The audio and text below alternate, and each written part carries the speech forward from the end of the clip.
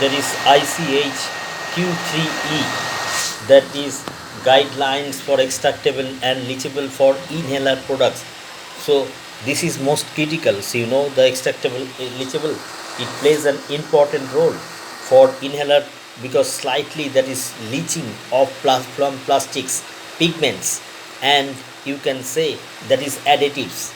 It affects a lot in our lung or that is respiratory system.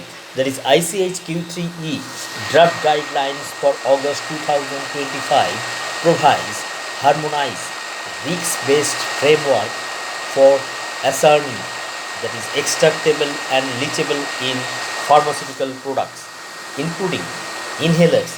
That is what is the significance of that?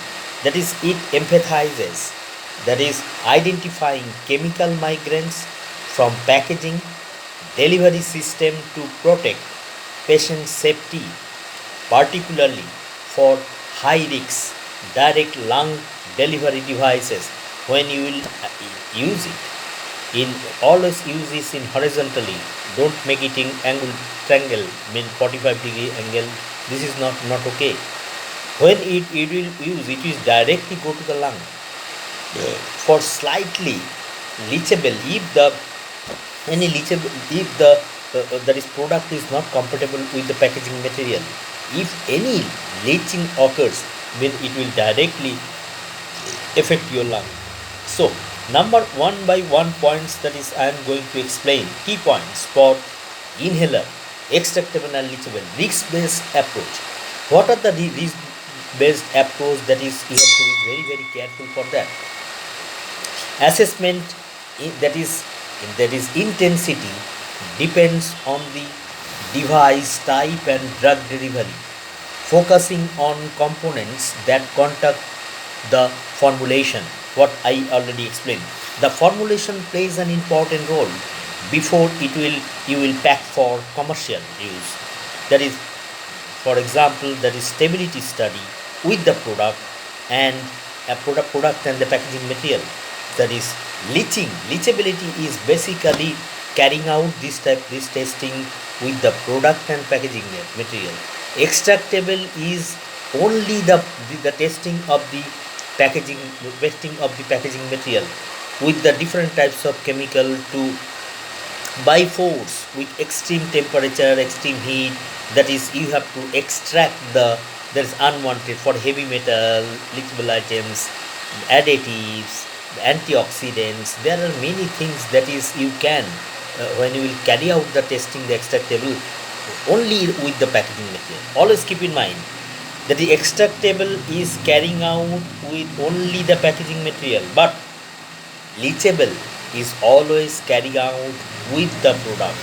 So this is your conception should be very very clear. So targeted analysis mean inhalers are classified as high risk, requiring comprehensive extractable studies, that is using solvent, reflux, that is sonication, to identify potential leachables. I already explained. Even the colorants, it plays an important role, and some, that is most of the cases what happen, if the colorants additives leach and mix with the product and you inhale, there is a high chance to get affected by the cancer.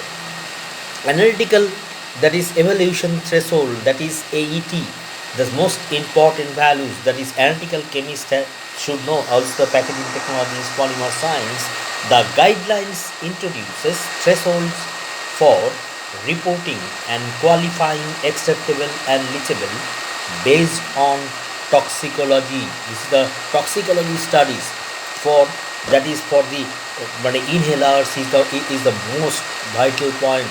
That is analytical chemist, formulation scientist, packaging technologies has to know specific consideration. What are the things you can consider for extractable and leachable?